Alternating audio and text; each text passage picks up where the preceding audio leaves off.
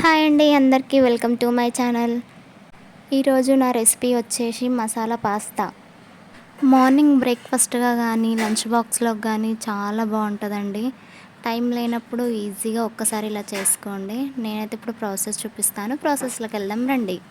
ముందుగా స్టవ్ ముట్టించి ఒక బ్యాండ్ పెట్టుకొని అందులో 1 లీటర్ వరకు వాటర్ వేసుకోవాలండి. అందులో ఒక 2 టీ స్పూన్ అంతా సాల్ట్ వేసుకొని కొంచెం ఆయిల్ కూడా వేసుకోవాలి. వాటర్ హీట్ అయిన తర్వాత ఇందులోకైతే పాస్తా వేసుకోవాలి. నేనైతే మ్యాక్రోన్ పాస్తా తీసుకున్నాను. పాస్తాలో అయితే చాలా వెరైటీస్ ఉంటాయండి. మీకు అందుబాటులో ఏది ఉంటే అదే వేసుకోండి. ఇదే వేయాలి అదే వేయాలి అన్నది ఏమి లేదు. నాకైతే ఇక్కడ ఈ పాస్తానే దొరికింది. నేనైతే ఇదే వేసుకుంటున్నాను.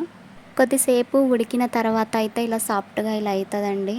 మనకు చూస్తే తెలిసిపోతుంది అది ఉడికిందో లేదో. ఇలా ఉడికిన తర్వాత కొంచెం వీటి సైజు కూడా మారుతుందండి. వీటిని అయితే ఇప్పుడు మనం ఒక స్ట్రైనర్లోకి మొత్తం వంపేసుకోవాలండి. వంపేసుకున్న తర్వాత వాటర్ మొత్తం వెళ్ళిపోయాక దీన్ని కొద్దిసేపు అయితే పక్కకు పెట్టుకోవాలండి. ఇప్పుడు స్టవ్ వెలిగించి నాన్ స్టిక్ కడాయి పెట్టుకోవాలండి. ఈ ప్రాసెస్కి నాన్ స్టిక్ అయితేనే బాగుంటుంది. నాన్ స్టిక్ వేడెక్కిన తర్వాత ఆయిల్ వేసుకోవాలి. అందులోనే ఒక చెంచా అల్లము వెల్లుల్లి చిన్నగా తరిమి వేసుకోవాలి. ఒక 2 పచ్చిమిర్చి కూడా వేసుకొని వీటిని ఆయిల్లో మొత్తం మంచిగా వేయించుకోవాలండి. ఇలా మంచిగా వేగిపోయిన తర్వాత ఒక ఉల్లిపాయని సన్నగా తరుముకొని వేసుకోవాలి. ఈ ఉల్లిపాయ ముక్కల్ని కూడా ఆయిల్లో బాగా ఫ్రై చేయాలి.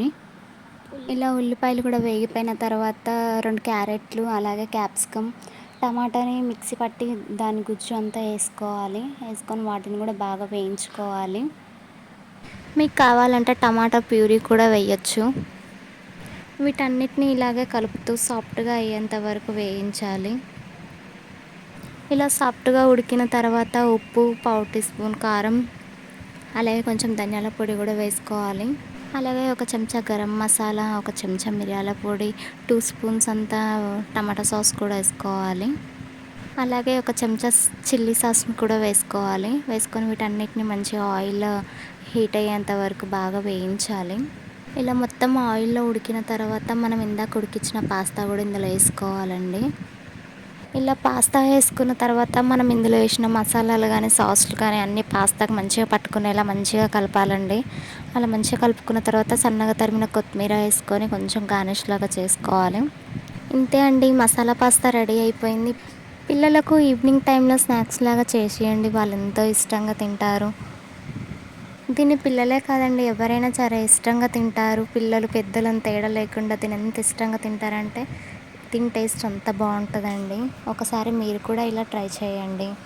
Thank you. నా వీడియో మీకు నచ్చితే లైక్ అండ్ షేర్, సబ్స్క్రైబ్ చేసుకోవడం మాత్రం అస్సలు మర్చిపోకండి.